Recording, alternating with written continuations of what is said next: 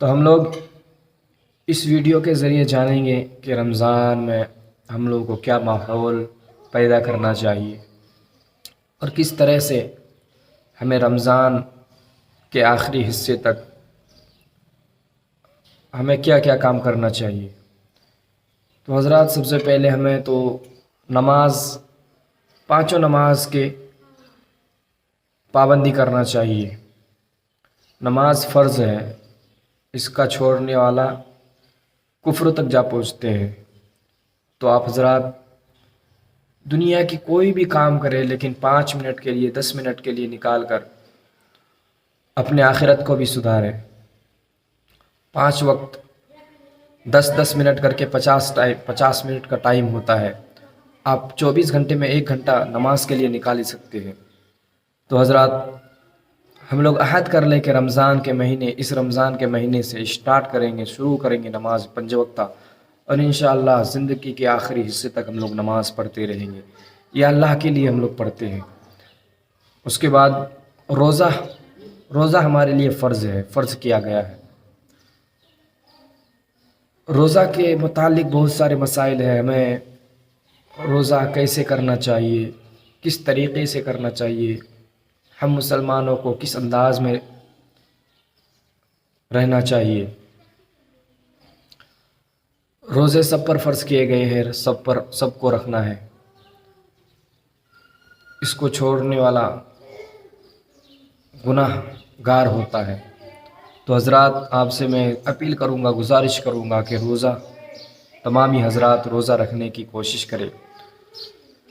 ہم لوگ دین سے دور ہو چکے ہیں، ہمارا ایمان کمزور ہو چکا ہے۔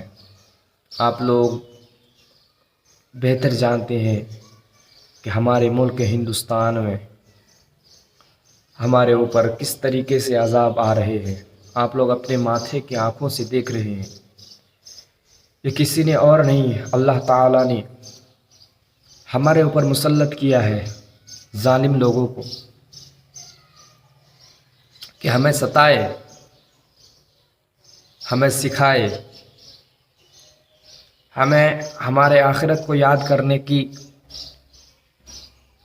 کوشش کرے کہ ہمارا ایمان کمزور ہو چکا ہے، ہمارے ایمان کی وجہ سے ہمیں ستایا جا رہا ہے۔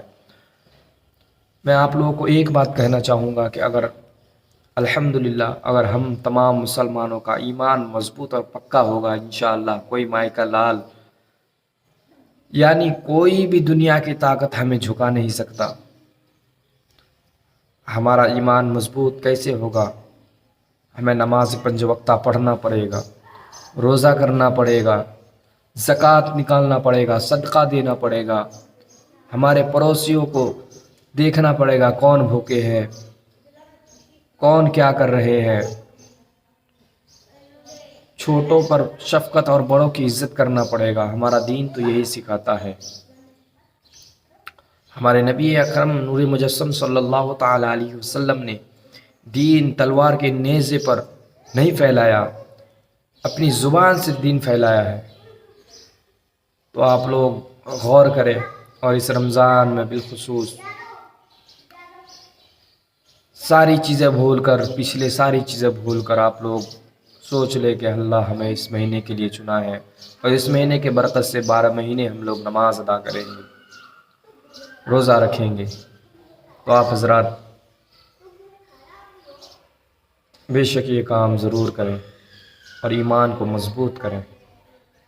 جب ماہ سیام آتا تو حضور اس طرح اس کے لیے تیاری کرتے، شد المیزر کے لفظ ہیں، کمر بستہ ہو جاتے، خود بھی جاگتے، اپنے اہل خانہ کو بھی بیدار کرتے۔ یہ مہینہ اتنا بابرکت ہے، فرمایا گیا کہ اگر لوگوں کو پتہ چل جائے کہ ماہ سیام ہے کیا تو وہ آرزو کرے کہ پورا سال ہی ماہ سیام ہو۔ ایک نفل کا ثواب ایک فرض کے برابر کر دیا جاتا ہے، اور ایک فرض کا ثواب 70 فرائض کے برابر کر دیا جاتا ہے۔ یہ ہے وہ مبارک مہینہ۔ فرمایا من صام رمضان ایمانا و احتسابا غفر له ما تقدم من ذنبہ، جس نے رمضان المبارک کے روزے محاسبہ نفس اور ایمان کے ساتھ رکھے، اللہ اس کے پچھلے سارے گناہ معاف کر دیتا ہے۔ خوش نصیب ہیں وہ لوگ جو اس مہینے کو ذکر و فکر میں گزارتے ہیں. صلاۃ التراویح کی شکل میں قرآن مجید کی سماعت کا اہتمام ہوتا ہے جگہ جگہ. پہلے دن سے لے کر آخر دن تک ضرور شریک ہوں اور پورے انہماک کے ساتھ قرآن مجید کی تلاوت کو سنیں. کچھ جگہ تو ایسا قرآن پڑھا جاتا ہے والقرآن یلعنہ، فرمایا کچھ لوگ قرآن پڑھتے ہیں قرآن ان پہ لعنت کرتا ہے. تلفظ تک واضح نہیں ہوتا. 15 منٹ زیادہ لگتے ہیں یا 20 منٹ زیادہ لگتے ہیں. ایسی جگہ پہ جائیں جہاں قرآن مجید صحت لفظی کے ساتھ پڑھا جا رہا ہو، ترتیل کے ساتھ پڑھا جا رہا ہو، اچھے انداز کے ساتھ پڑھا جا رہا ہو، اس کے معنی و مطالب پہ غور کریں اور پوری یکسوئی کے ساتھ تکبیر اولیٰ سے لے کر کے آخری وقت تک 8 تراویحوں میں بھاگ نہ جائیں، باقی بھی قرآن مجید ہی پڑھا جا رہا ہے. یہ اللہ نے موقع دیا ہے، یہ اللہ نے لمحے عطا کیے. اور فرمایا من قام رمضان ایمانا و احتسابا غفر له ما تقدم من ذنبہ، جس نے رمضان المبارک کی راتوں کو قیام کیا ایمان اور محاسبہ نفس کے ساتھ، اللہ اس کے بھی پچھلے سارے گناہ معاف فرما دیتا. یہ اس کی رحمتوں کی لوٹ سے لگتی ہے. الحمدللہ ادارۃ المصطفیٰ کے اندر ہر سال کی طرح امسال بھی ماہ سیام کی مبارک نورانی راتیں قرآن کے نور سے منور رہیں گی اور جگمگاتی رہیں گی.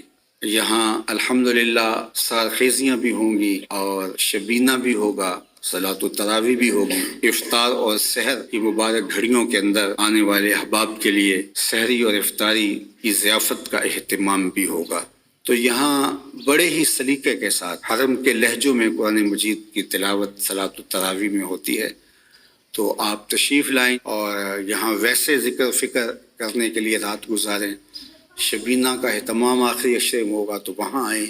اعتکاف کی شکل ہوتی ہے تو پورے پاکستان سے ہزاروں لوگ آتے ہیں، آپ بھی شامل ہو سکتے ہیں. اللہ تعالیٰ جل شانہ اس مرکز کو رمضان المبارک کی رونقوں سے مزید مالا مال فرمائے. آپ جہاں جہاں رہیں خیر سے رہیں، اپنے گھر کی صفائی کریں، اپنی مساجد کی صفائی کریں.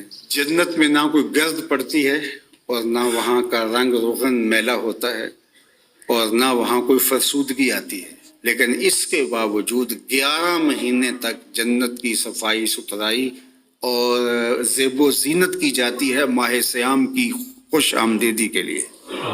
ماہ سیام کے لیے جنت کو سجایا سنوارا جاتا ہے.